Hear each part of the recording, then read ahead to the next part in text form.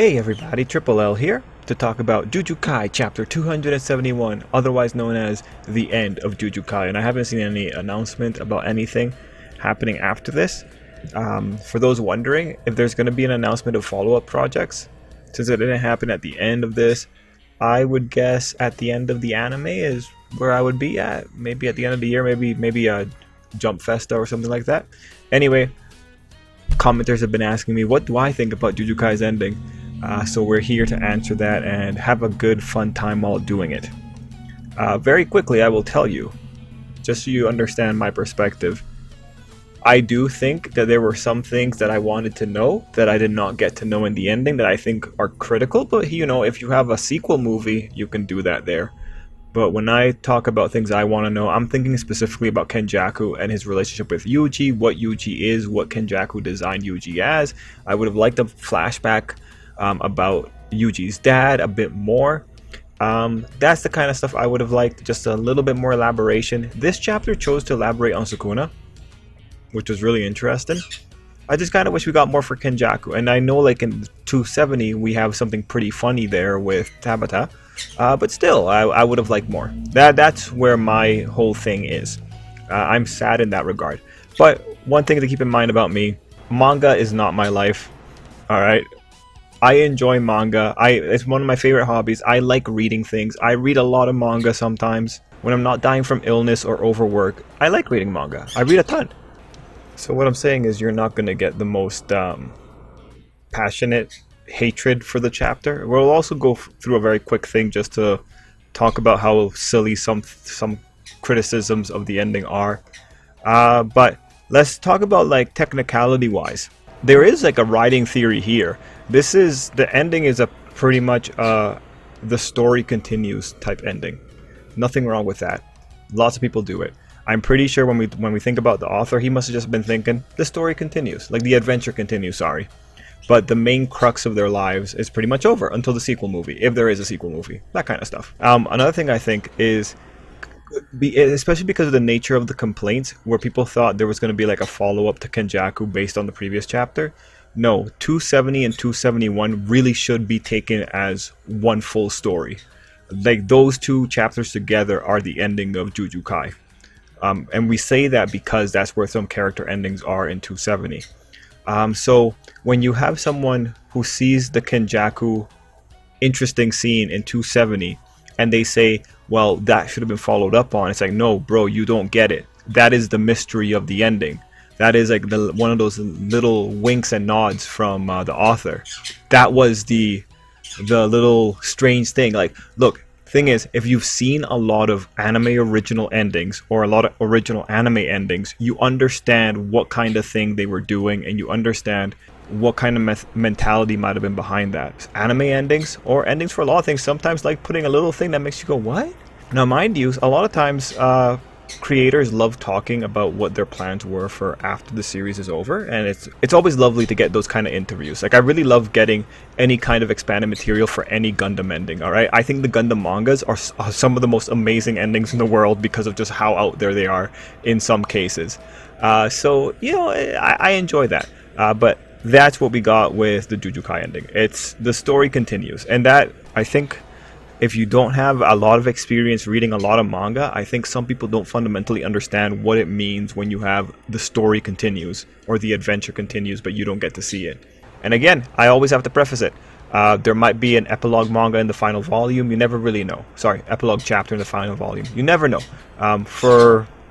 If anyone wants to know the history, like Shokei no Soma had 3 epilogue chapters that came out with his final volume, I believe. Desert was the name of it. Kimetsu had that extra clarification thing, I think, in its final volume. You can never really be too sure.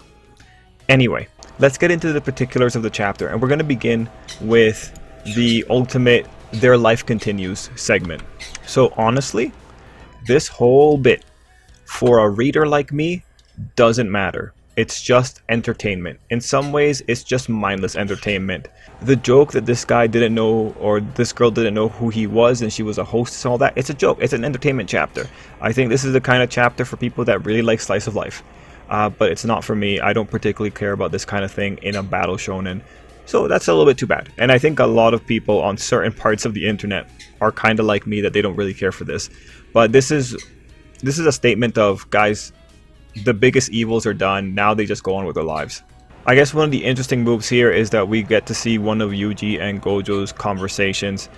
I personally don't really care about it, because it's just them talking about the idea that Yuji should move on. It's just Gojo. He's just like kind of reducing himself. Like, there's a bigger story to be told here in keeping in mind who Gojo was as a character. But at this point, when you're at the end of the series, like, Gojo isn't really saying anything important. This is just some nice sentimental talks. Ultimately, you can just say this is resolution, and I don't think the author had any more philosophy that he could impart with Gojo. But ultimately, we have this whole thing where Yuji ends it off on, like, this guy can atone and come work with them. And that's pretty cool, right? That's the positive message of this whole thing with Gojo. And then we go into the part of the chapter that's actually probably the most interesting. Sukuna and Mahito talking. So in this segment, what's really interesting is that you have Sukuna reflecting. He talks about, or Mahito thinks that Sukuna wanted revenge. Sukuna pretty much says, yeah, pretty much, same thing, same difference. Don't make a big deal out of it.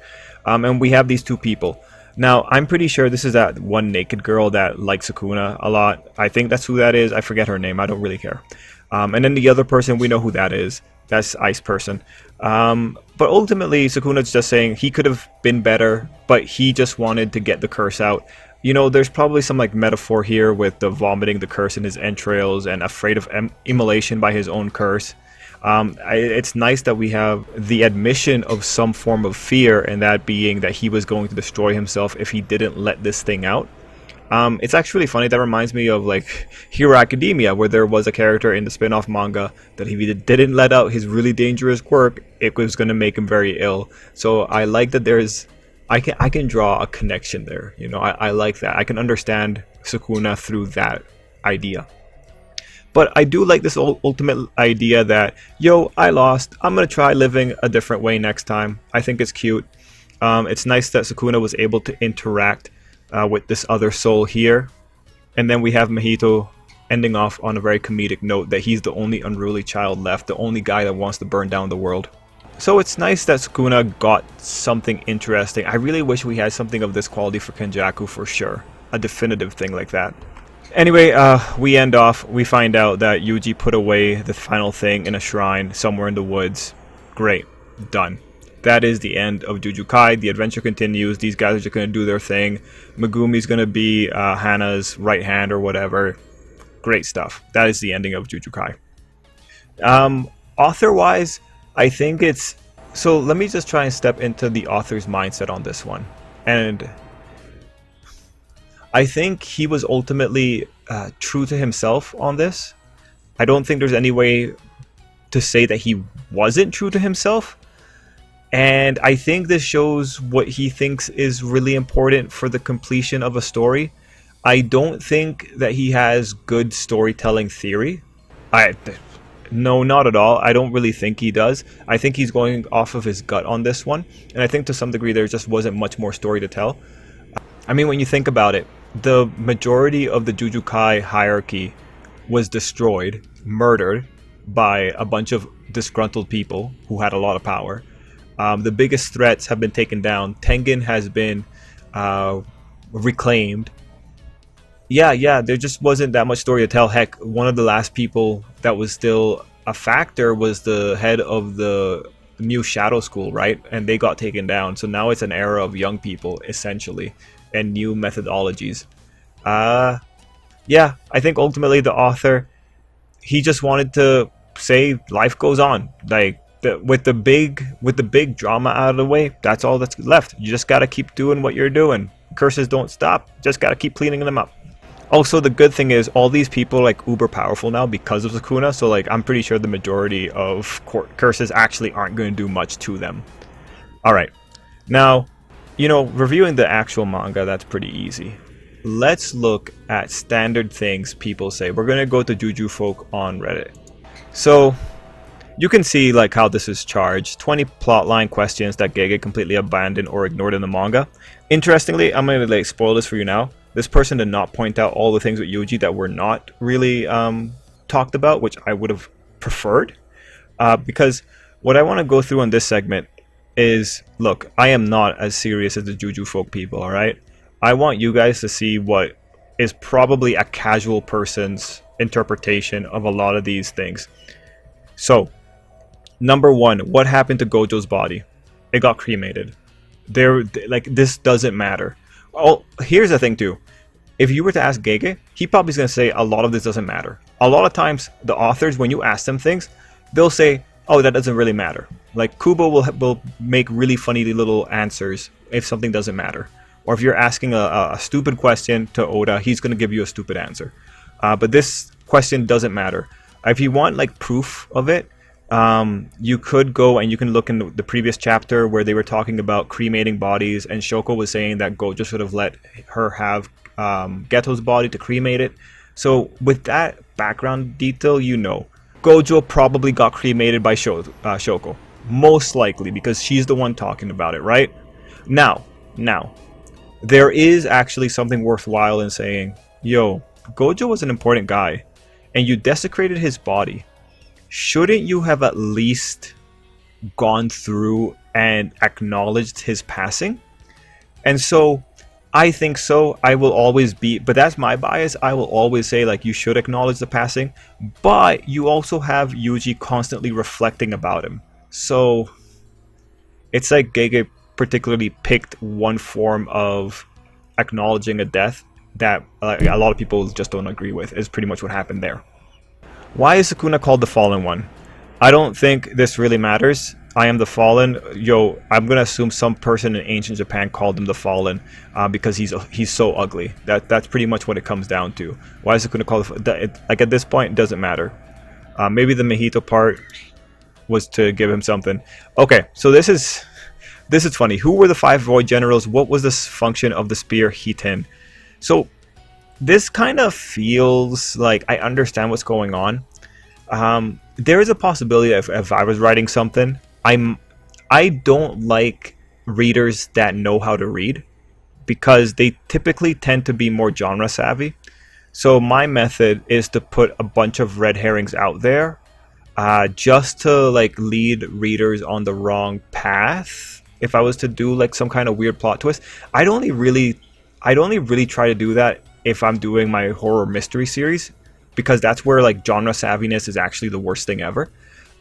So coming back into this, I think these are just set pieces. I don't think it really matters. They're just like things of legend that you could talk about. And the thing is, like, the cursed tools, because the cursed tools are just so easily given away. Like, Yuji has a cursed tool for whatever reason, we don't really know what it does. Like, sometimes they're just confiscated. Like, the cursed tools themselves don't seem all that important because the author doesn't treat them with importance, really. They're just functional. So I don't think this really matters. But I don't think he's a good world builder. I think 5 Void Generals, it's funny because it's just something that's brought up. Yeah, it just ultimately comes down, he's just not a good world builder. This was a tactic that he used to like pump up Sukuna, but it just didn't work out. But knowing that information, I don't think would change the story in any which way. Why is Mahao Raga different from other 9 Shadows, and what is his true origin? In a world where some guy is playing a pachinko game and cheating the system because of cursed energy, I don't think there's any point in asking that question. You know what I mean? I think in a world where... Let me think of some other stupid domain expansion. I think in a world where a comedian becomes like the single most powerful man in existence, I don't think this is an important question. Like, it would have been good background lore, and again, this is a problem with world building. But you're in, like, that's not good. Okay, I have a guess as to who it is. You guys know who it is. I think it's just the naked lady. What happened to Uro? Does this even matter? She's probably still alive, maybe, but does this even matter? We already have an idea of what's going on with the old sorcerers, because Maki tells us that they're going to be going out. They're using Yuji and Hana to confiscate like cursed items or whatever. You have an answer. Like, it probably doesn't matter in the long run. What happened to Remy and other prisoners captured by US military? Now this is where you find out people just don't know how to read. Oh, also, it's really funny to see her say that she doesn't believe in the afterlife when we have all the signs of the afterlife being real. You know, 270 really is the chapter that I should have reviewed because it's just so much more important than 271. Because like Shoko like putting away her cigarettes, that's a nice statement. Anyway, I shouldn't get distracted. Alright, right here. And it'll be necessary to recover players the American military abducted during the confusion thanks to the additional rules. You may not be enemies, but you're no exception either. So my point is, specifically, they were captured. Maki and the rest are going to deal with it. They're going to go and get the other players. That's exactly what is being said here. The adventure continues. It's not going to be that big of a deal though, because it's just the US military and these guys are like jacked with supernatural powers. What happened to the US military in Japan? What was America's official action on culling games? Well, given that Japan wasn't nuked, they probably just kind of dusted it away. Now again, really what we come back to is bad world building. It all comes back to just like really subpar world building. Because me personally, I would have given more detail about this kind of thing if America came in. But the thing is, America was just a pawn for Kenjaku. And because they were a pawn, even the author treated them like that. They're an afterthought. So to the author, it probably doesn't matter. Everything is pretty much said in Maki's little blurb about the the players abducted by America. Let me just read that again. It'll be necessary to recover the players the American military abducted. Alright, yeah, cool. How was Yuta able to get in his body back easily without medical consequences?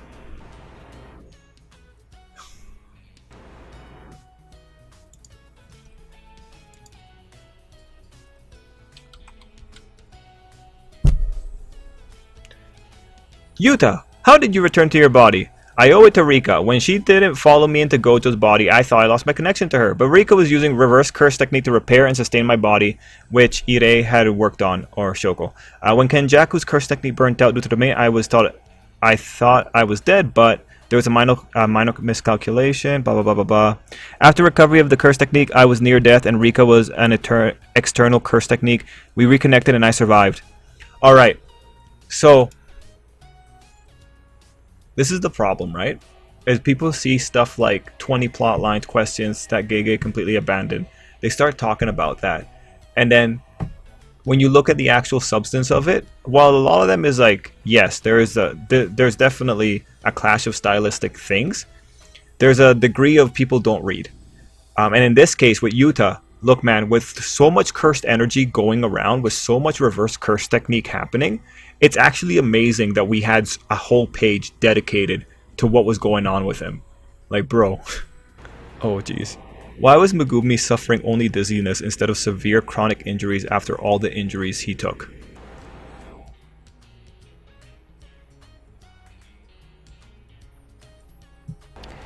Okay, for this, look man, in a world where there is reverse curse technique and all kinds of way to cheat the system, you know, I look at this and it's like, okay, how many days passed? How long was he asleep for? Like, this is not something to worry about in a Shonen Jump manga. Of all the things to worry about, man, look at how like the characters don't even care because they all know it's gonna be fine. Like,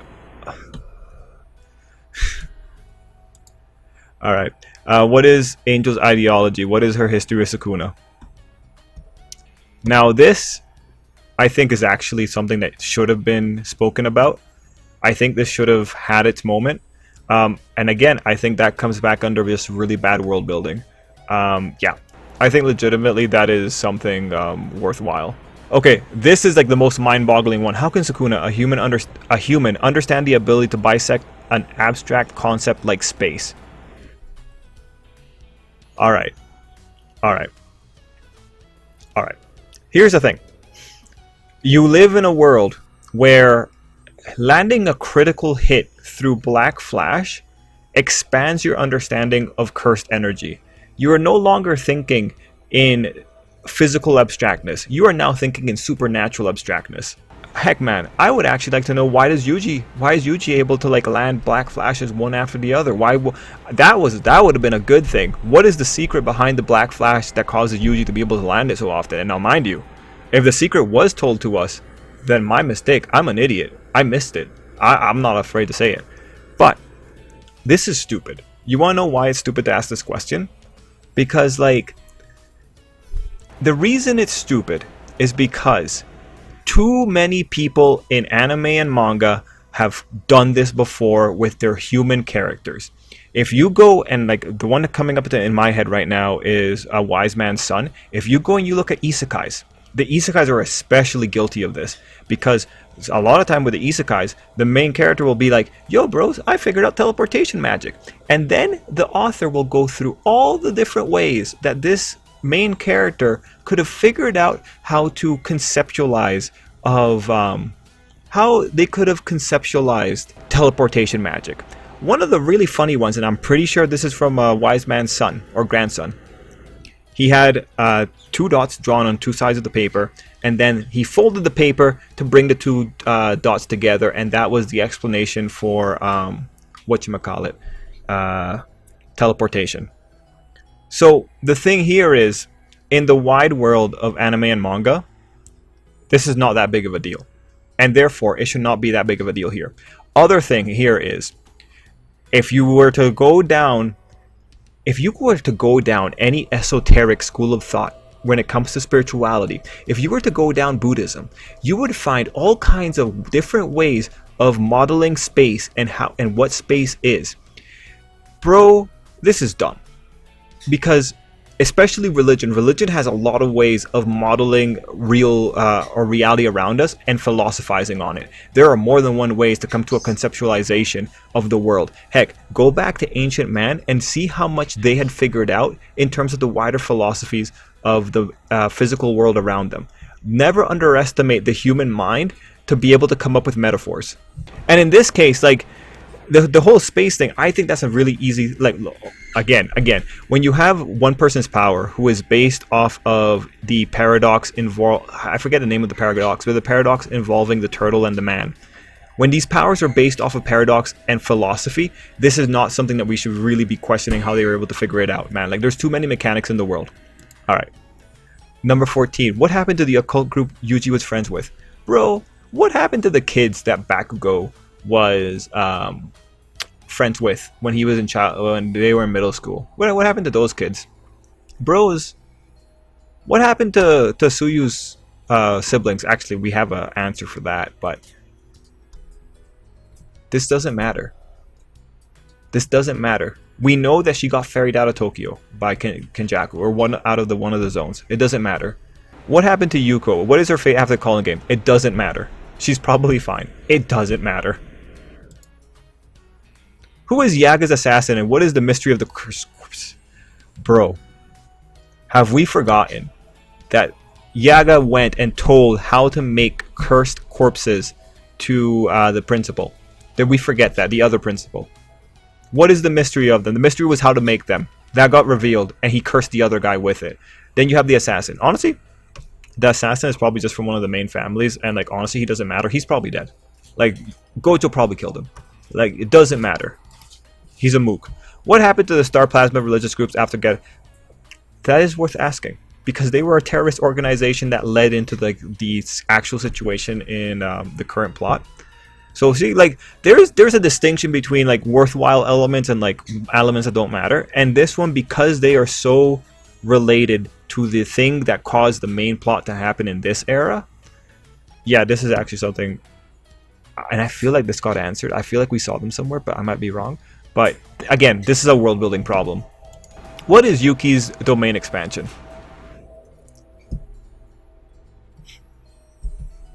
Fair. Who are the other members of the Gojo clan? Who are Satoru's parents? This, I don't think it matters. I think they're all NPCs. I think they have ridiculously low cursed energy. It doesn't matter. They legitimately are like, who? It doesn't matter. How did Tengen become a god in Jujutsu? What is his relation to the Six Eyes and Sukuna and Kenjaku? Okay. Again, I think this is a world building problem. But there's, like, enough we can infer. He became a god because, like, he's ascended to being a cursed entity kind of thing. He's like Sukuna in that way. What is his relation to the Six Eyes, Sukuna, and Kenjaku? Well, him and Sukuna share, like, I think a similar state. Kenjaku, they were probably contemporaries around the same time. Again, this is it would have been nice to get more background on this. So that's a fair one, because Tengen became a clincher to this whole plot that Kenjaku had. Like, when you have a guy being this whole thing, I think, yes, you can totally ask that question, because his existence became pivotal to the final moments of the manga, because he's the guy that you're trying to prevent the big thing from happening with, right? But overall, those are like 20 plot lines questions that get completely abandoned or ignored. And you can, like, when you go into it, you can see, like, that's just, some people just don't know how to read. And then there are some good questions mixed in there. But overall, you know, if this is what we've got to deal with, I think, but overall, when you look at the quality of the questions being asked here, I think asking the questions just ultimately puts the final nail in the coffin on the author. And it's just a lot of little details, you know, if you had fleshed them out, you would have gotten a lot of really cool little things about the world of Jujutsu Kai. But the question then would be, is this actually what, like, the standard reader wants to read? Do they actually care about America when they're just, like, supposed to be a means to an end? Do they actually care about Yuji's friends? No. And especially when you consider, like, just page counts and whatnot, I think things become more clear. When you look at what was left out, you can paint a better picture about who the author was. And ultimately, what matters is the story continues, and it's not going to be as rough as the story that we witnessed, is what I ultimately take away from everything. Guys, let me know what you thought down below. I hope you enjoyed this part, just so that you guys can see how I think about things. Let me know what you thought down below. Let me know if I was off base on anything. Ultimately, with Jujutsu Kai, I enjoyed reading it. I don't regret reading it. I had a fun time. The conversations I've gotten to have with people because of Jujutsu Kai, I've really adored. Best memories is always talking about manga with other people. Yeah. Good stuff. I'm happy Nobara's alive. I'm happy the judge is alive. Higuruma? Yeah, I'm happy he's alive. Good stuff. Guys, let me know what you thought down below, and until next time, I hope you have an absolutely great day.